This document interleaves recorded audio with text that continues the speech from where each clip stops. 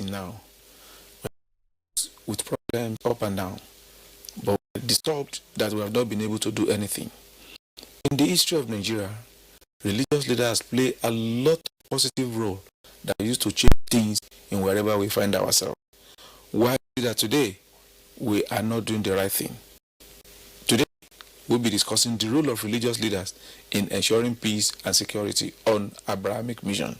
My name is Imam Fuad Adeyemi, and with me to discuss this in the studio are those faces that you are always willing to see and you are happy to see their faces.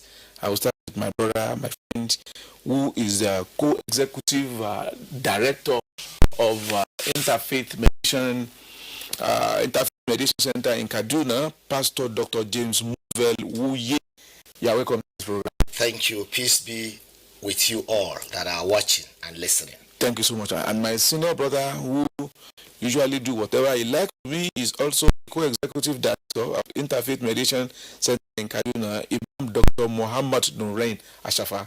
Imam, you are welcome. Viewers, assalamu alaikum wa rahmatullahi wa barakatuh. Well, let me quickly explain. You discover I gave the two of them the same address. There is Interfaith Mediation Center in Kaduna, where a pastor and a Muslim imam are working together. The pastor is Pastor James, and the imam is Imam Dr. Afa. You have seen they are working together.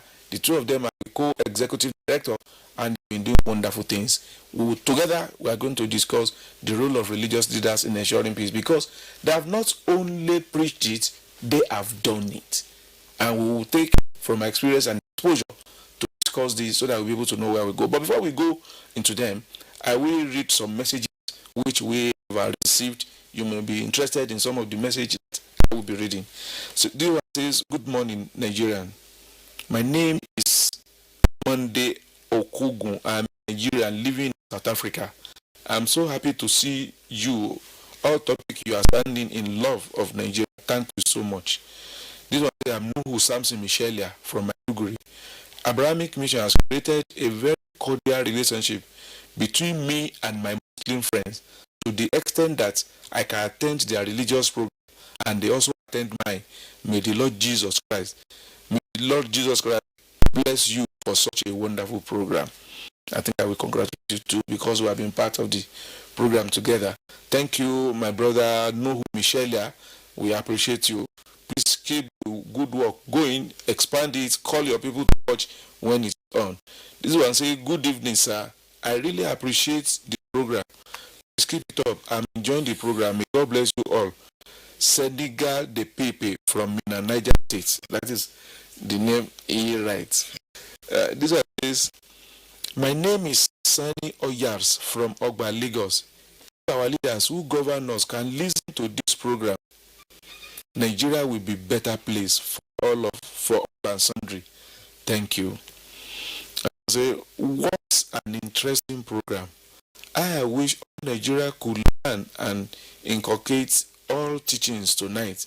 God bless you guys. God bless Nigeria. Ben from Lagos." Right. My own contribution is that you, the moderator, is also digital. You are the reason for this program. May God bless your generation. Thank you. So I don't quickly understand what he's trying to. No, it's not me. Those who are actually doing the work are our guests that they come. No matter what the moderator wants to do, if the guests are not giving us what we're supposed to do, I think the moderator cannot do anything. Pastor, you agree with me? Not entirely, because the moderator also is sound and he's current. And indeed, he's digital. In this era, religious leader, most of them are analog. Guy is a digital imam. No. Imam Nurakali is the one that we know as digital imam. This was, "My name is Bidiki Samuel from Delta State. Say, patriotism is love, is absolute concern for country and citizens. This program should be made compulsory for all states in Nigeria. Thank you." Wow, that's good. That's good. Thank you for that. This one says, "My name is Olukorede. I live in Kaduna." I think definitely you know these faces if you live in Kaduna. "This is Godly Sent program. Can you please translate it to the 3 major languages in Nigeria? Thank you. God bless Nigeria." I think it's possible if Nigerians who are committed to peace process are able to sponsor these programs, especially the English translation in all the other stations. I think this is what we needed to put our country together.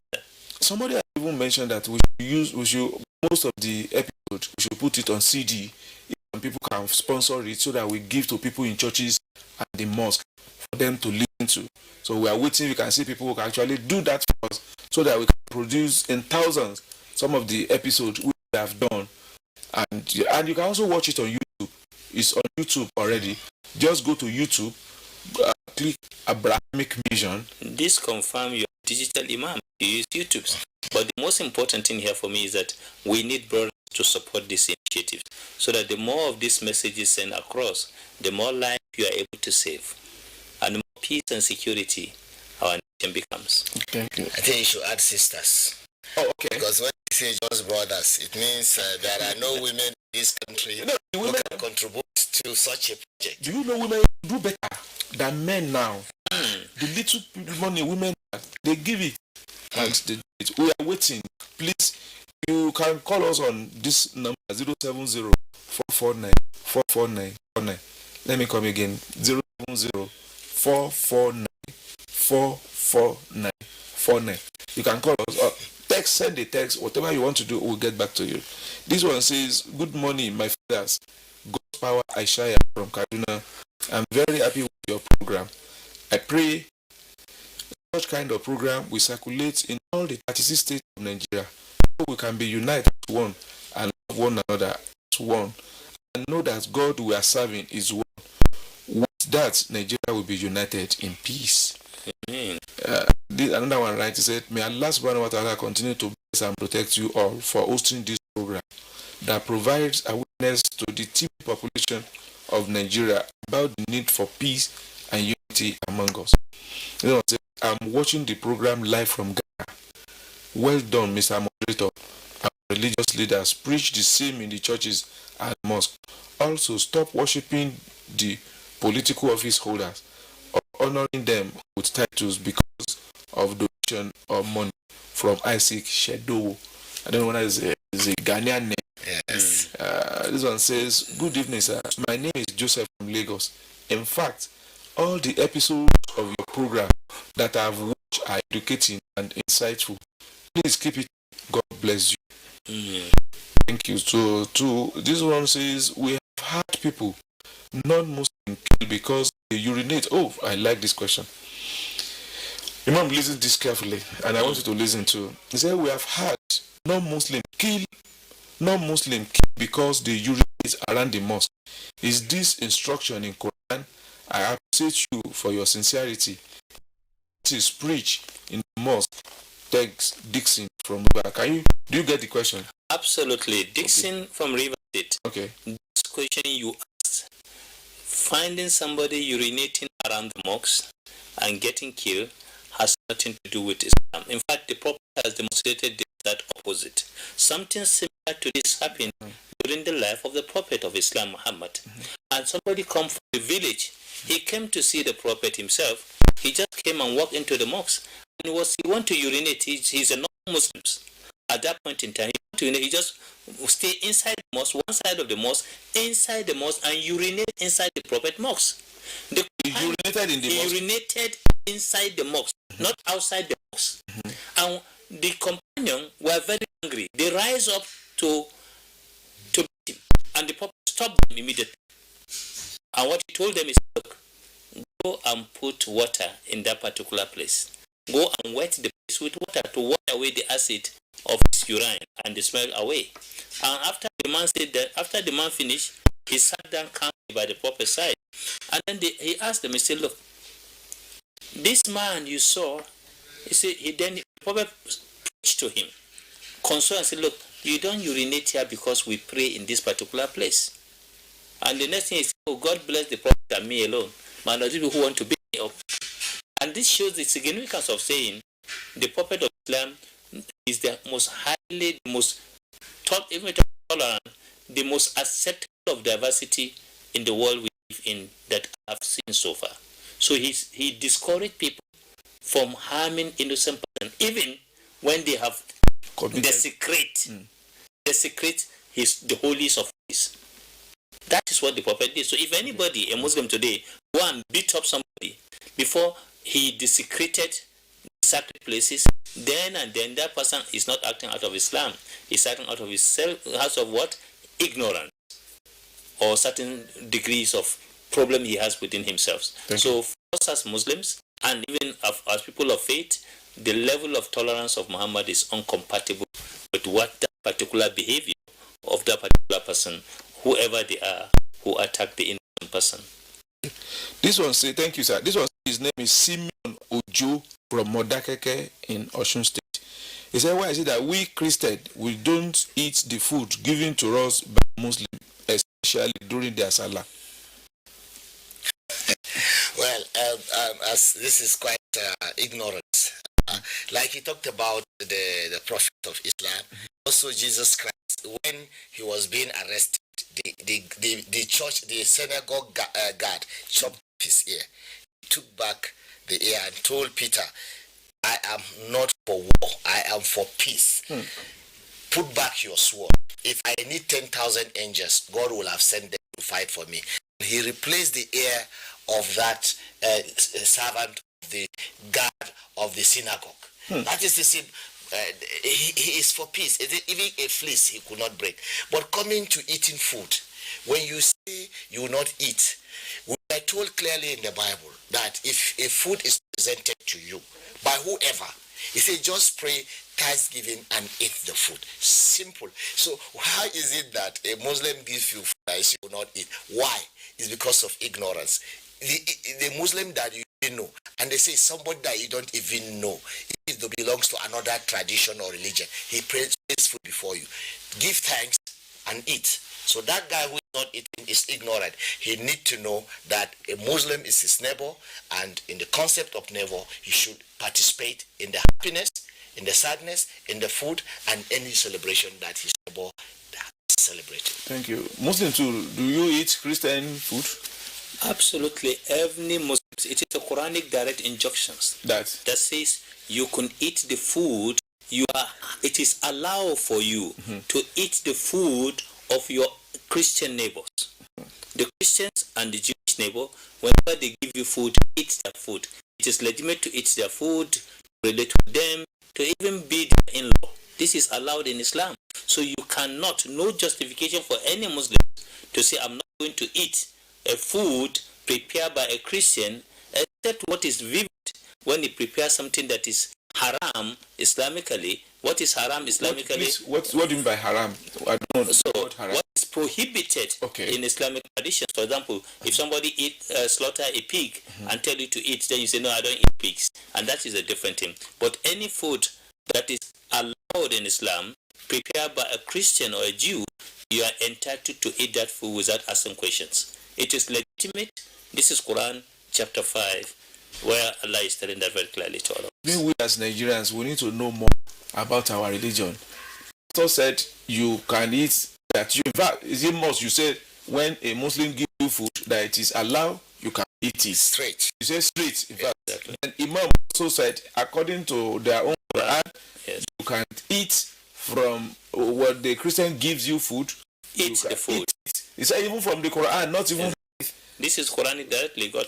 So we should understand that ourselves. We don't have cause to be enemy. We don't have cause to be not to befriend ourselves in the name of thinking that you know your religion. Let me read more observation before we go on a short break. Now I say, Ali Abubakar Mohammed, Mr. Moderator, your guests are really equipped in knowledge and wisdom. May God increase them on both. Please, they should extend this to their congregation at mosques and churches. I hope you are hearing. Let me quickly take that and say, my name is Elijah from Duse in Abuja. Applaud to you and your team. The little problem I still face with concerning this good program is that those that really need this education are not sitting in front of a TV set, but on the streets and under the bridges. The non-educated and unexposed hooligans. Keep up the good work. Hopefully, it will get across Nigeria and Nigerians. Thank you. I think this is a very important thing. That's why you have listened. It is your duty to share those knowledge you positive, share and talk with your neighbor. Then you have had this NTA. So in the light of this, please, brothers, you have to respect your brothers. I will take this last message. This is a good and noble program that will bring peace and harmony. Keep it up. God bless you all. Dr. Oyelami from Odeomo, University of Lagos. I don't know the meaning of this. He said, Dr. Oyelami, University of Lagos. Let me remove the audio there. I think he's a lecturer in the University of Lagos. Yes. Well, with this, we will go on a short break until we come back to discuss the main topic of the day. No matter where you come from, no matter your religion, we are one. Let's live together. Let's stop fighting each other. Let us live as one. It doesn't matter where you come from, your tribe or religion, man, woman or child. It doesn't matter who you are. Nigeria first. No matter where you come from, no matter your religion, we are one. Let's live together. How can we develop when we're always in crisis? Families have become refugees in their country. No matter our differences, show some understanding. No matter where you come from, no matter your religion, we are one. Let's live together.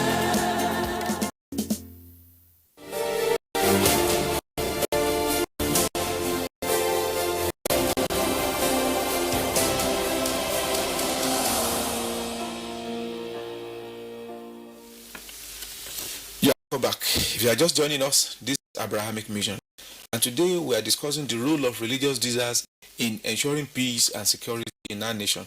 Joining me in the studio to discuss this is Imam Dr. Muhammad Nuren Nashafa, Executive Director, Interfaith Mediation Center in Kaduna. Imam, welcome. Thank you very much, viewers. And his twin brother is Pastor Dr. James Movell, who is also Co-Executive Director, Interfaith Mediation Center in our own Kaduna, Nigeria. You are welcome. Thank you, viewers, for coming for listening and participating. I've explained the other time, the Faith Mediation Center is a center where Muslim and Christian come together to ensure peace, not just only in Kaduna, not just in Nigeria, but throughout the world. The peacemakers, you are welcome once again. Thank you. You are both religious leaders. We have pastors, we have imams. Do we need pastors at all? What a question.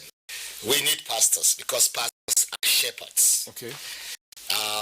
In even Arabic, they call Ra'in or Al-Qis, meaning a shepherd. This that pastor takes care. turned to an Arabic scholar. I study because I need to know the faith of my brother so that I can relate with my brothers and sisters of other faith with understanding. This is wonderful. And that's what I'm Have you read the Quran? I'm sorry. Yes, I do, and we have been doing for the past 25 years.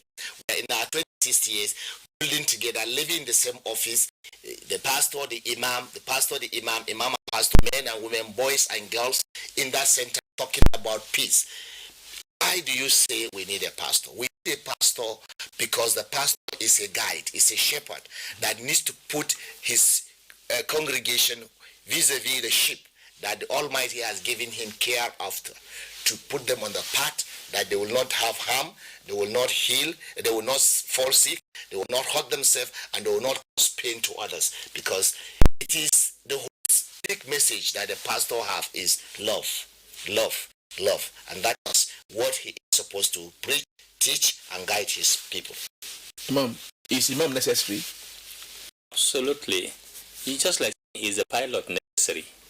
We want or to is know. the driver necessary? Tell us why we need The them. most important thing why you need an imam is that it's your spiritual guide. Secondly, it's a shepherd, as my colleagues have said. Thirdly, and very importantly, is a role model. He is a whistleblower. In fact, he's a referee. He's a referee who guides from what is right and what is wrong. What you need to do righteously right and what you need to avoid in your journey of life. To meet up your spiritual journey, he's the umpire to help you. How do you connect between you and the divine, between you and fellow human being, between you and environment and nature all around you? That is the role of an imam. He's the second teacher after your father and your mother, the next teacher is the imam. He's always there for you to lead you through. If I want to marry, what the two of you have said together is that the imam and the pastor, in summary, the religious leader, they are just deputizing for God.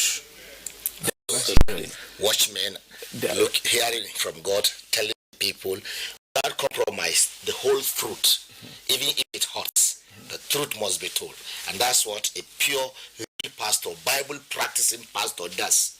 He does not polish. He says his truth straight, even if it hurts. He wants to guide you into the eternal glory after you have transited the world. That what you are saying just led me to the question I want to ask you. What are the qualities of somebody that you can say this is a religious leader? What can we see in him? What do you say this is a pastor? What can we see? No, this is a pastor. Somebody has guided us in using the word good. Once you are a pastor, you are supposed to be naturally good. So how do we see when you see someone and say, oh, he's a pastor, he's a religious leader? What do we see in such a person? We have it in 1 Timothy 3. The qualities of a leader in the Bible. It talks about he must be somebody who is not double talk. He is not a striver. He's not the one that causes fight. He is a master of what he teaches. He knows the word and he practices the word. In the Bible context, he must be a husband of one wife, not two wives. He must not be given to drunkenness. He must be somebody that is chaste, direct, and truthful. If you read that from verse 1, it gives you the quality of who a pastor must be. That is to say, no lies, no double talk, no backsliding, no hate speeches. He's soft. He lives like Christ. That is the quality of a pastor. Imam. He just told the quality of an imam with the exception of one. What is that one? That one to say the husband of one wife. That is the only difference. And all he has said, he is indeed a symbol of dignity. He's a symbol of integrity. He's a symbol of transparency. He's a symbol of accountability. Any imam, if he is indeed an imam, he's a symbol of compassion. You don't find hate speech and vulgar language in him.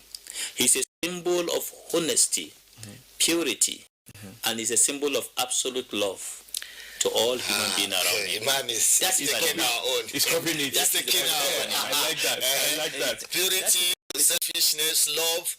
That is The greatest of all is called love by Christian teaching. Because Muhammad sallallahu alaihi wasallam tells us one thing. What did he tell you? He said, no one will enter paradise until he has faith. And no one will have faith until he loves. And until he loves. And the Prophet, should I teach you how to love? This companion said, yes, O Rasulullah, teach us how to love. And what did he say? He said, extend the greeting of peace among yourselves. No. Anywhere you go. I'm waiting. I think that is Christian. Go ahead. It's a Christian greeting. And I think our Muslim brothers are celebrating it more than us. How? Because Jesus said to his disciple, when you go into a house, say peace be upon the house. And if there are people of peace, will return it to you. I'm glad my Catholic brothers and sisters are practicing it. But some of us will just say hello, hi. That is not the greeting of a Christian. A greeting of a Christian, when you see your brother, you say peace be unto you or peace be upon you. And a Christian will say and also with you. Some will say and also with your spirit. So this is how Christians need to greet. It was taken by Muslims and they celebrate it more than us. You know what? Because Christ came before Muhammad in this world. He forgot that Muhammad sallallahu tell us that between him and Jesus is just in between the two fingers like this, and he pointed to the two fingernails. Who said that? Muhammad. So therefore, Jesus is Muhammad's brother. So Jesus is our Jesus, and Muhammad tell us our faith is incomplete if we don't believe in Jesus. Any Muslim in the world, if he doesn't believe in Prophet Jesus, his faith is incomplete. He is not a Muslim. Pastor, if you don't believe in Moses, he is not. If you don't believe in Moses, he is not a Muslim. If you didn't believe in David, he is not a Muslim. In fact, if you didn't believe in Abraham, which platform we are, the father of faith, then he is not a Muslim. Well, it's our father of faith, and we even sing Abraham blessings are mine. So as a Christian, you possess blessings of Abraham. Number two, about talking about the other component of what you have just said. What did you say? That if we are believing in Muhammad as a Christian, peace be upon him, it's clearly that when Jesus came, the message of Muhammad was not there on ground. So we could not refer back to that. But I believe if Jesus were to come after the prophet, he would have asked us also probably to enjoy some of those qualities that he taught. However, the concept of loving your neighbor as yourself, the concept of saying, do unto others what you want others to do unto you, is a golden rule that is enshrined in our traditions. I think also in your tradition, you are better to say it than me. But all around it, sir, if we do develop these qualities and live by it, we'll have peace, we'll have security in this country. But anyway, I don't know what Imam has to say. He but this talks is about security. And security, the exact opposite insecurity is what is hitting us in this country today. No, we'll discuss that one nations. extensively. So therefore, my brother, one of the key important responsibility of an imam is to be a symbol of promoting peace and security anywhere he is. Symbol of security. He secured and prepare his own neighborhood for safety and the sense of security. He promotes safety and the sense of security. Any imam whose attitude and behavior, his neighbor is not safe from the evil of his hand, from the evil of his mouth, from the evil of his eye, and honor and their property, then mean they are not secured from him. He is not a true Muslim. This is the prophetic tradition, and we know that. From what you have just said, I will have allowed you to continue on your own because I'm really enjoying it. One thing I've been able to bring out is all these men of God that you are calling prophets, or how do you call them, from the Bible and the Quran? Yes. From all indication, right from Abraham that we are professing here, they all come from the same God with the same message, but with his own peculiarity of the people that he met at the time that he came with his message. And that is a summary of what you have just said now, because you said, I did be Jesus, I did be that Muhammad came before Jesus from the biblical teaching. Jesus will have said so many things about Muhammad. And now that Jesus came before Muhammad, that was why Muhammad was able to say so many things about Jesus Christ. So meaning is that all these men of God, they are actually from the same source, the same message they brought, but with peculiar messages at a particular group to a particular group of people. So there is no need for us to say, is this, is that, I'm this, I'm that. All what we need to do to have sound education. Absolutely. If you are a Christian, go and know your religion. If you are a Muslim, go and know your religion. So just assume. Those people that assume that follows their whims and caprices, they are the ones that are giving us problem. And those who are actually hawkers of religion, they only hawk it because they are looking for what they want to eat. They are the one that I think that causes this. If you really have knowledge, look at how Pastor was making reference to Catholic Church. I'm sure he's not a Catholic. I'm not. I'm of Assembly of God, Northern Nigeria. It means that is a Pentecostal. Yes, Pentecostal. So it means, and Pentecostal is like a third generation or fourth generation to Catholic. What I mean, when you have the Catholic, you have the Anglican, you have the Methodist, you have the Wesleyans. Exactly.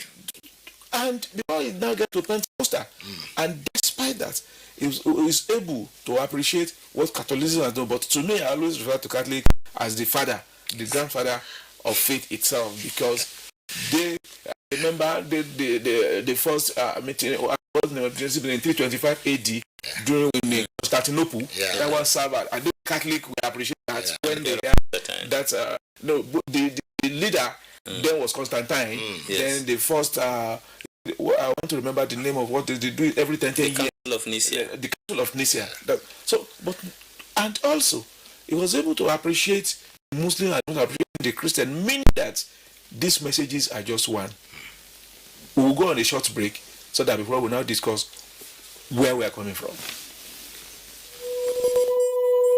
The struggle for independence had been a long and tough one. Our founding fathers and compatriots sacrificed their comfort and even shed their blood. We cannot at this point in history afford to spirit away their sacrifices for immediate but temporary gains of today. Let us emphasize what unites and not what divides us. Working for the unity of purpose with a stronger vision for a better tomorrow. NTA, growing with the nation.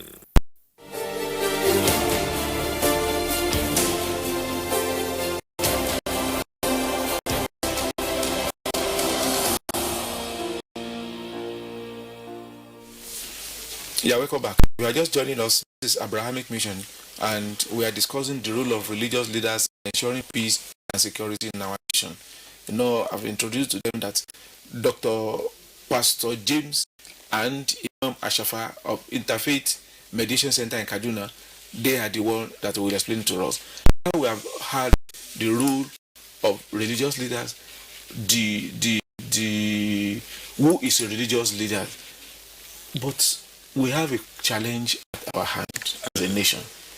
There is crisis here, there is crisis there. The Muslim does not trust the Christian does not trust the Muslims.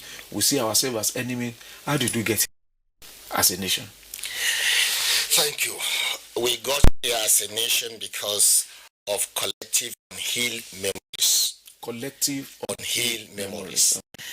And narratives that we give to our children by us. It was passed to us by our parents. We are passing it to the children. And these narratives have caused to divide our relationship. We now live in clusters, in places we perceive as safe spaces, which ordinarily, when we were growing up, it wasn't like that. We lived together. So we got here because people were not able to heal their pains, and they transferred the pains to the next generation. As a wise man was saying, that anger not transformed is transfer.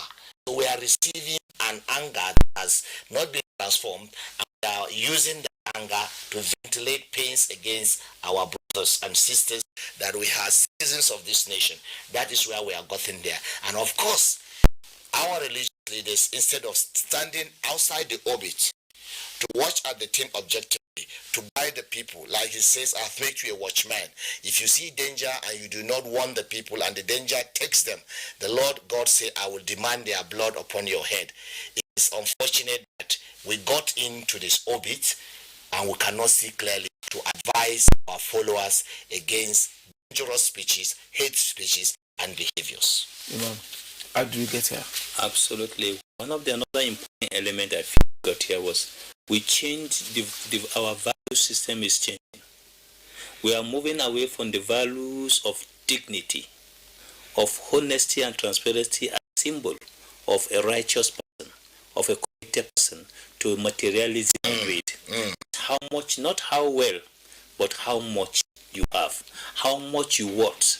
People give you, respect you because of your wristwatch, because of the cloth you wear, because of the shoe you wear. If you're a young man, because of the type of handset you have in your hand, determine your dignity, your honor.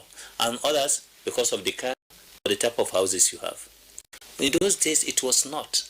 People were respected and honored because of the good thing that come out of them, not what that they wear. These are one of the major challenges, in addition to what the pastor have said, that have caused us to find ourselves in this mess. Today, materialism is the key, important deciding factor. It is not about the well-being of all, it is the well-being of I. I over us, us, us. In those days, it is the community spirit. We have the African adage that says it takes a whole village to bear a child. But today, every child to his mother, every child to himself. This is where we find ourselves. That's why we are possessed by greed on the continent. People doesn't know enough is enough. And when you don't know enough is enough, you will never have enough. Today we live on promoting the template of fear. We live in fear, more fear, more fear, more fear.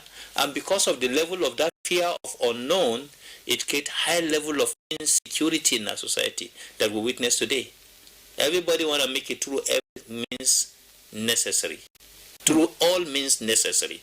In those days, we don't eat what is negative. People they fear anything that will mess up the family names. No child wants to do it because my father's family name, it cannot get spoiled for me. That was the virtue we have yesterday. But today, it doesn't matter. Just make it. Just make it. Just make it. That is the challenge we have. I know many of us are itching on this program. You want to say something, you want to do something. You can be part of this program just only by sending text messages or WhatsApp messages to this number 070-449-44949. Let me come again. 070-449-44949. That is the number. Just send your text messages, your WhatsApp messages. Write your name and where you are writing from. They're very important, please. Very soon we will stop reading messages that has no name and where they are writing from. Please let us know your thinking and your take on this. You are saying, just go and make it. Is that the reason why we are now killing ourselves? What about the messages that comes out from our religious homes now? Because only those, if people come to the mosque or churches now, only those that will be in the forefront are people who have made it, irrespective the sources of their wealth. And what we hear from religious houses now is just, you just have to go and make it. It's about the flamboyant style that we have learned. At marriage, we spend excessively. At giving birth, we spend excessively. When we die, we spend excessively. And it now has become a competition. If you don't bury your parents well, you will be laughed at. The value has changed. Religious leaders have compromised. What we used to frown at, we do not. If today, as Imam Fawad, you come, and I know you are rich, if I know you are rich, I will give you the front seat. The one that is more righteous, rich before God, is kept behind. That is supposed to change. Our religious leaders must begin to preach new values of integrity. I say, even if today you have money in the church as a pastor, you spend that money, you should account to a body. Give a receipt. Don't say you spent it. Because those who went to get this money to give you, some stayed in the sun, some were in the market, some were beaten, and so because of this, that is, you are a steward of that. And that's why, sir, I was so shocked one day. A minister was saying, let's go and fight them. Then another sensible minister asked him, will you take the sword to go and fight? Then it dawned on him that he is leaving his responsibility is carried by emotion. Religious leaders must remove sentiment, remove emotion, think rightly.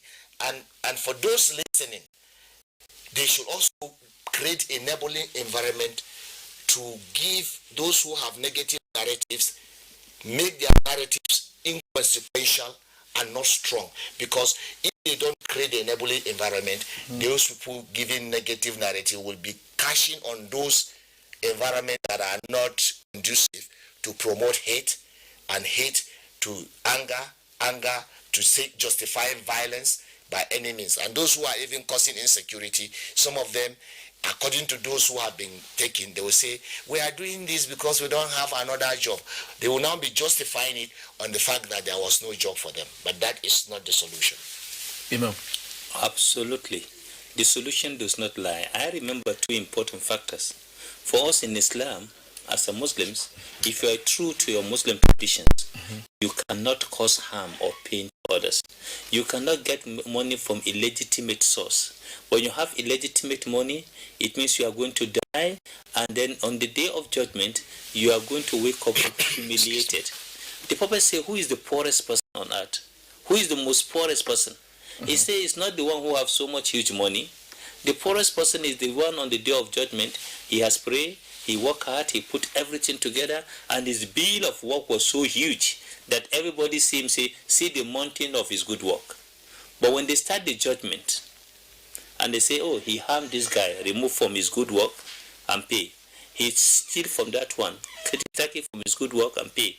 He has commit atrocity against that person, take the value and pay. And so much they pay all his debt. the value of his evil he has did was quantified with the good work, and he has no any good work again to pay.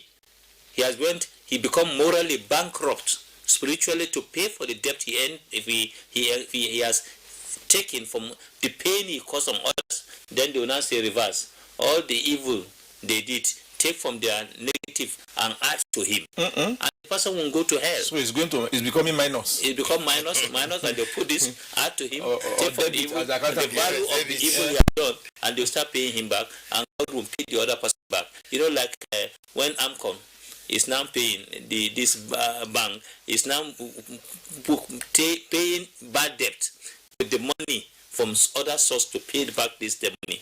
That is what happened. When people become corrupt, because of their level of their corruptions, they become spiritually bankrupt. And when they stay bankrupt, they become morally bankrupt. When they become morally bankrupt, they become possessed by greed. And when they become possessed by greed, even their own brothers, their own relation will never enjoy the best of them. And the consequences is death. Today we saw many people, billionaires, many billionaires yesterday are sleeping on the street. Two today are homeless. We saw many. We saw how many billionaires today who immediately die within the first 3 years of their death. All those money they acquired, their children have disposed them negatively. Why do you go beyond your own need? Why are we putting ourselves in this challenge? It is simply because you just have to make it at all costs. Because the value there is that the more you have, the more respected you become. Whereas in the tradition of our faith, the less you have, the more transparent you are, the more respected you become in your community. Now, sister, with you, I know you want to say something. Now, what do we do? Religious leaders, what role are they now going to play in ensuring that this crisis is removed and is also prevented future ones? There are two important ways. One, we need to define religious leaders. There are three categories of classification of religious leaders. Okay. You have the good religious leaders who are the ideal religious leader. You have the bad religious leader who have no basics knowledge, but they just put on the camouflage to be religious. And you have the ugly religious leaders. Ugly. And the ugly religious leaders is the one, he's a moving encyclopedia. He has knowledge of the of religion, but he will manipulate religion to manipulate the mindset of anybody he wants to. He just legitimize or illegitimize. He harmonize or halalize a religion. Meaning, if he harmonize or halalize,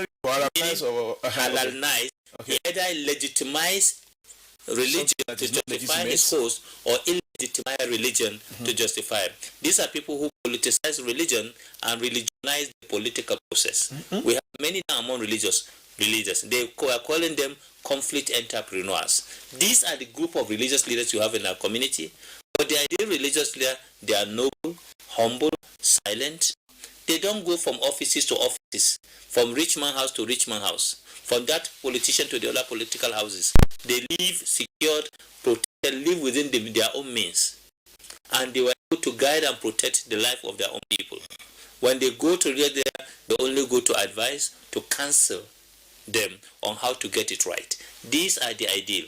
So when anybody, and that is the most important thing we need to do, is religious people need to pick up their responsibility. We have majority of them, but silent majority, who doesn't speak in public space, who keep it to themselves. We need to wake up the conscience of these religious leaders, or else people have hijacked the identity of religious leaders.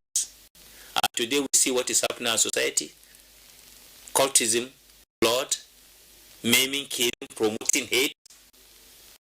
These are what is happening. Who is doing this? Religious leaders who people who have stolen identity of our religion and do that in the name of God of love and God of compassion. Pastor, what do we do as religious leaders? One, pray and call for prayer. There should be a clarion call for God to deliver the nation from the catastrophe that has befell us, which is security, insecurity, and the issues of lack of peace. The fear is of the devil. The Christian traditions say when you are afraid, you are tormented by the devil. So we must remove fear and now begin to work together to promote peace. The issue of competing over how many, when there is a crisis, young men will be counting how many churches did they burn or how many mosques did they burn.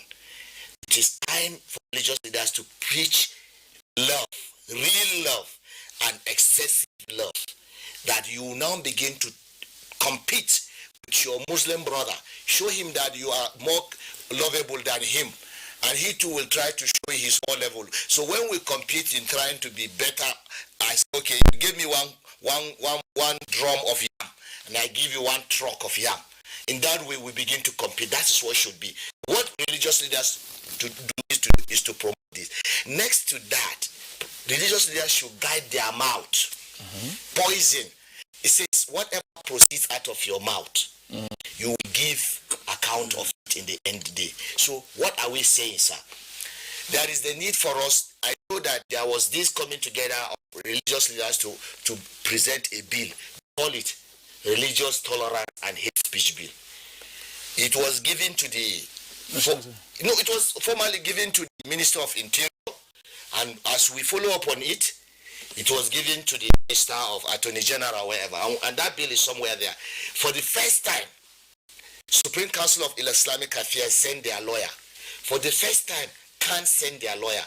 For the first time, the Ministry of Human Rights Commission came together and fashioned out something that there will be no what we call fatwa, somebody who will say, I don't agree, religious pronouncement, by those religious leaders. If this is promoted, it is we religious leaders say, check us when we speak evil, check us when we preach evil.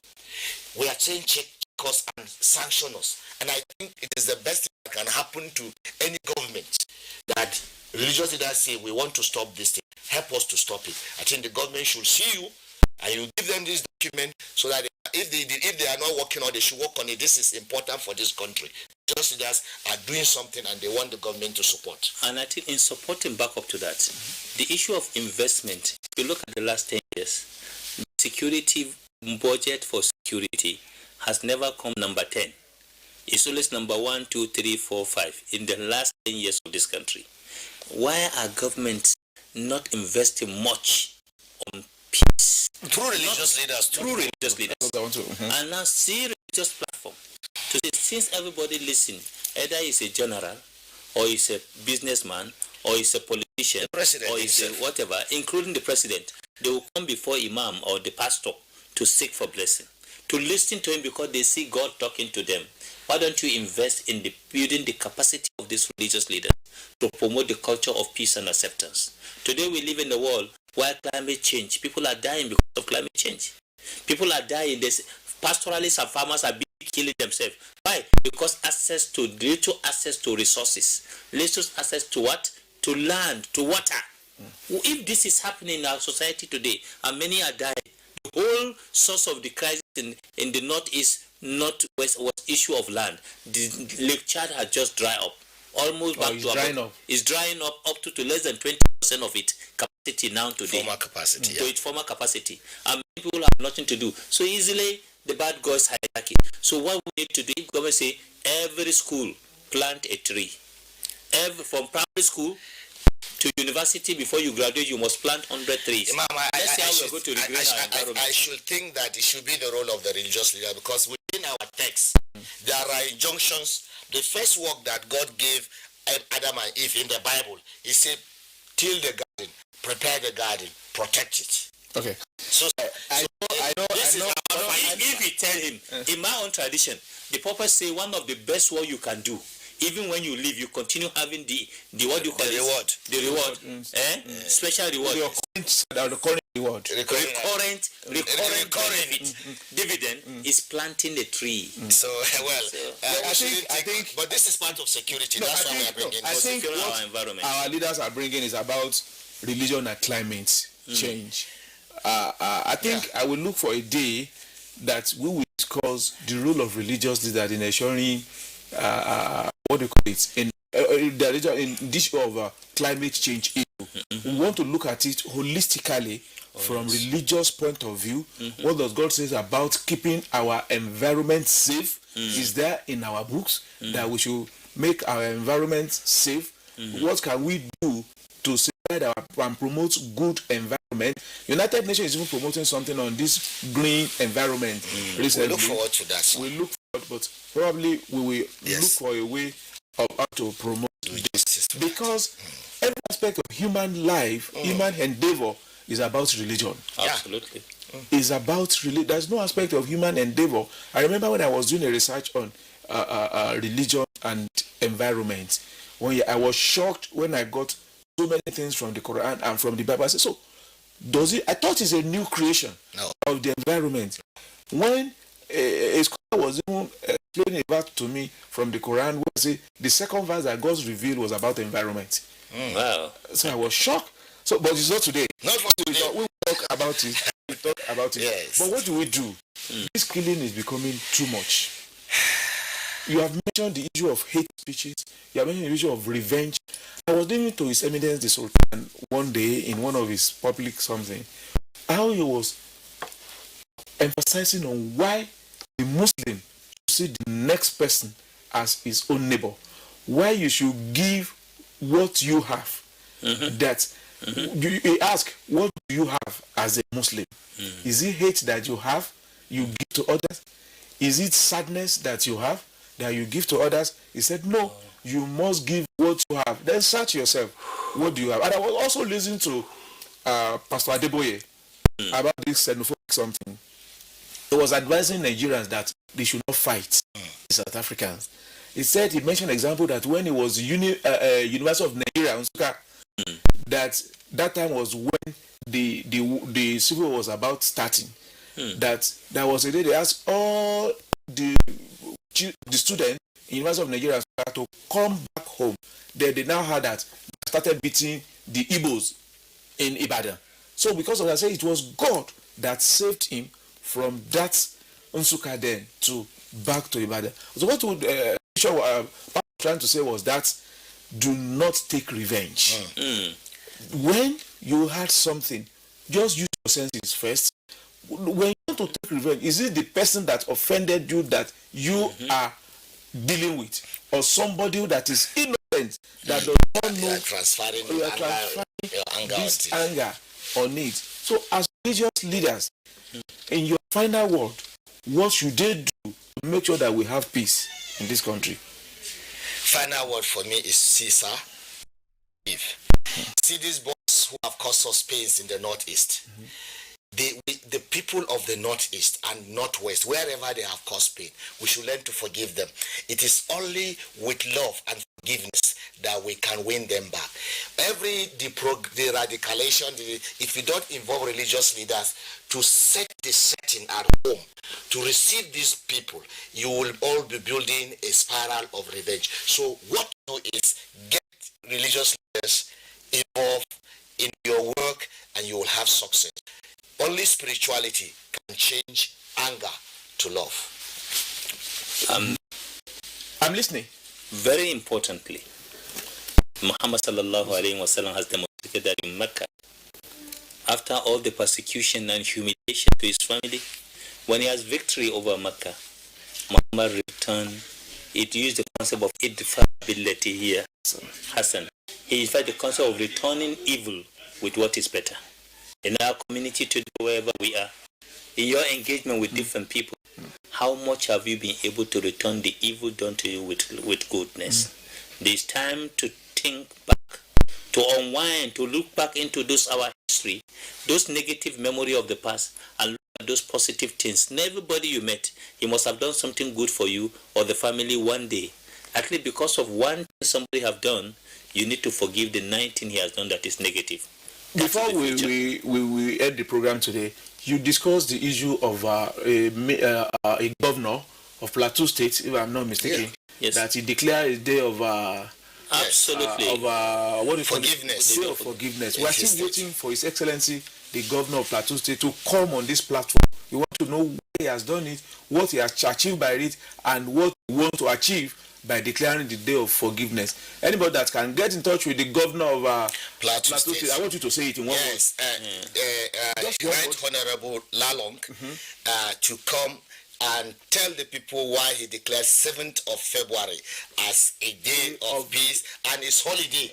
Bank holiday. Probably you will see people who are actually working for peace. That's why we want him. Imam, I know you I will want to say just say something. it in one word that Your Excellency, the Executive Governor of Plateau State, we are inviting you on this platform. This is the first time in Nigeria for a governor to come out and say, I am sorry if I've done Anything wrong. and if I've done anything wrong, forgive me. And he declared a garden of forgiveness.